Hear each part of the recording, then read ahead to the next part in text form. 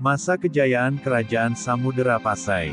Ibnu Battuta berkesempatan untuk mengunjungi Kerajaan Samudera Pasai di masa-masa kejayaannya, yaitu pada masa pemerintahan Sultan Al-Malik As-Zahir II yang berkuasa hingga tahun 1349 Masehi. Samudera Pasai saat itu berdagang lat sebagai salah satu komoditas utamanya dan memiliki peran sebagai bandar dagang besar saat itu. Bahkan pada masa tersebut, Kerajaan Samudera Pasai ini telah mengeluarkan bentuk alat tukar berupa koin emas atau dirham dengan komposisi emas pada alat tukar tersebut adalah 70% murni. Selain berjaya karena perdagangan, Kerajaan Samudera Pasai juga menjadi pusat dari penyebaran agama Islam. Sebab, letak Kerajaan Samudera Pasai dinilai strategis serta mudah dikunjungi oleh orang-orang dari berbagai daerah dengan beragam agama. Kerajaan Samudera Pasai pun sempat mendapatkan serangan dari Kerajaan Majapahit di masa jayanya. Namun, Kerajaan Samudera Pasai berhasil kembali merengkuh masa-masa keemasan di era pemerintahan seorang sultan perempuan dengan gelar Sultanah Malikah Nahrasyiyah yang memegang tahta pada tahun 1406 hingga 1428 Masehi. Sultanah Nahrasyiyah pun memiliki peran besar dalam memajukan Kerajaan Samudera Pasai, termasuk dalam menjadikan Samudera Pasai sebagai salah satu pusat perkembangan agama Islam yang besar serta kuat di Nusantara saat itu. Masa akhir Kerajaan Samudera Pasai serta invasi dari Portugis. Menurut catatan Tiongkok, putra dari Zainal Abidin seharusnya memiliki hak untuk dapat menduduki tahta kerajaan di Samudera Pasai. Akan tetapi, seorang nelayan berhasil merebut tahta tersebut. Karena tidak merasa senang, Zainal Abidin pun membunuh nelayan yang merebut tahtanya, lalu Zainal Abidin pun naik tahta yang sebelumnya memang haknya. Raja Iskandar, yaitu anak dari Raja Samudera Pasai pada tahun 1412 pun dibawa oleh Laksamana Cheng Ho untuk mengunjungi Tiongkok lalu datang dan menghadap kepada Maharaja Tiongkok. Lalu usia sampai di Tiongkok, Raja Iskandar pun meninggal karena terbunuh. Semenjak terbunuhnya Raja Iskandar, jarang terdengar hubungan diplomatis yang terjadi antara Pasai serta Tiongkok. Tercatat bahwa kunjungan terakhir Kerajaan Samudera Pasai ke Tiongkok adalah pada tahun 1434. Sementara itu, Malaka saat itu mulai naik dan Kerajaan Samudera Pasai mulai turun.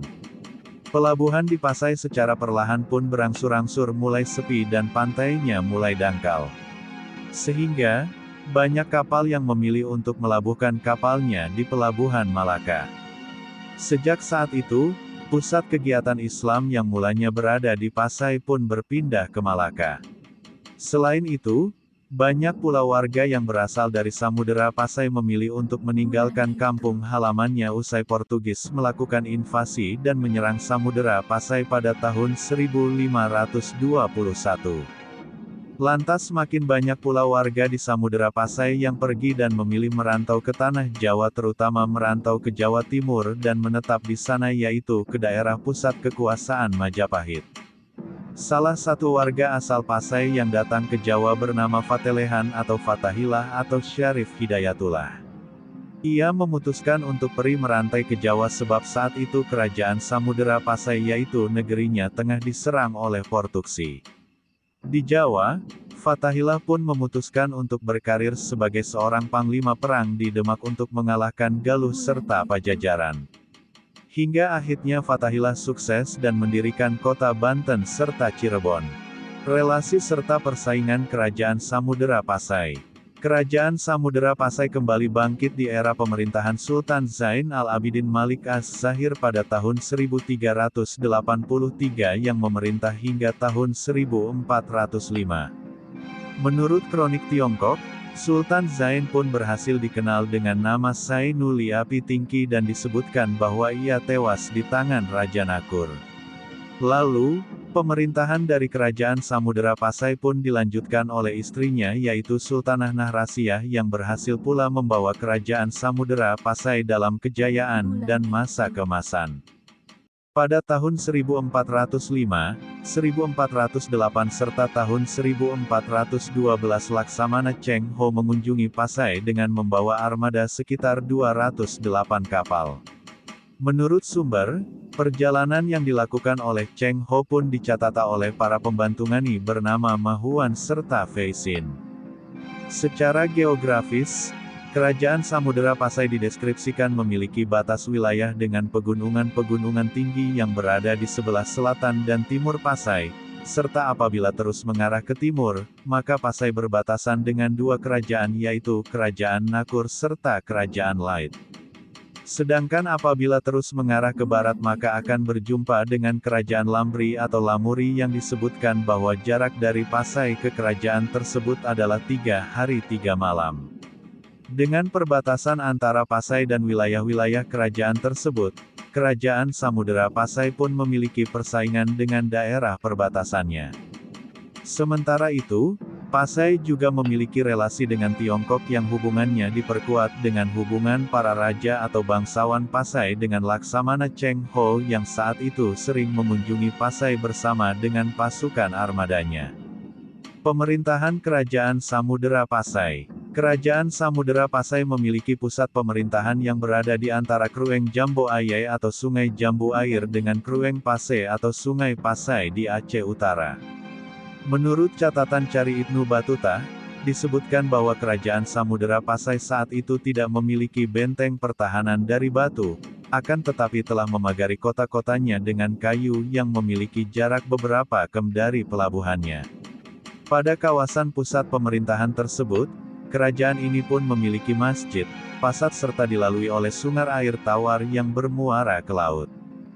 Dalam struktur pemerintahan yang ada di Kerajaan Samudera Pasai, ada istilah menteri, syah bandar serta kadi. Sementara anak sultan saat itu baik laki-laki atau perempuan mendapatkan gelar tun.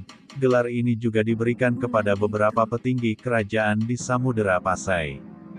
Kesultanan Pasai saat itu memiliki beberapa kerajaan bawah serta penguasa dari kerajaan ini memiliki gelar sultan.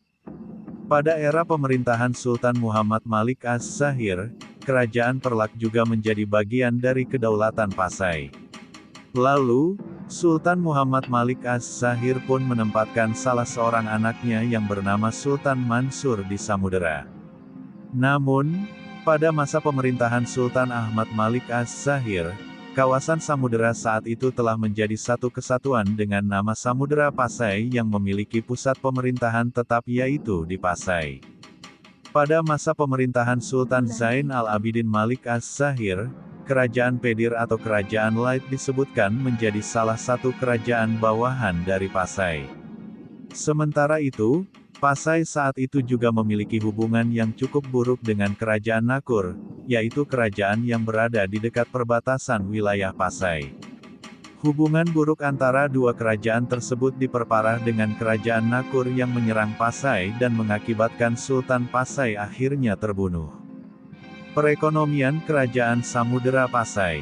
Pasai adalah kota dagang yang mengandalkan lada sebagai komoditas andalannya. Dalam catatan Ma Huan disebutkan pula bahwa 100 kati lada dijual dengan harga perak 1 tahil. Dalam urusan perdagangan, Kesultanan Pasai mengeluarkan koin emas sebagai salah satu alat transaksi pada masyarakatnya.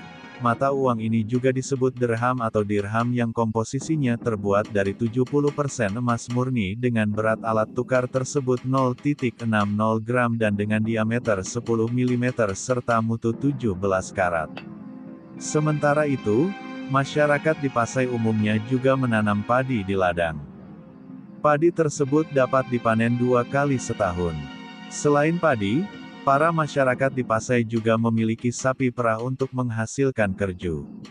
Sedangkan rumah penduduknya, memiliki tinggi rata-rata 2,5 meter dan memiliki penyekat yang membuat rumah tersebut terbagi menjadi beberapa bilik. Rumah masyarakat Pasai pun terbuat dari lantai yang bahannya berasal dari kayu kelapa atau kayu pinang serta disusun dengan rotan, lalu di atasnya dihamparkan sebuah tikar rotan atau pandan. Itulah penjelasan mengenai sosok pendiri Kerajaan Samudera Pasai dan bagaimana pendiri Kerajaan Samudera Pasai yaitu Sultan Malik Al-Saleh mendapatkan tahta berdasarkan beberapa sumber literasi yang ditulis oleh para ahli sejarah.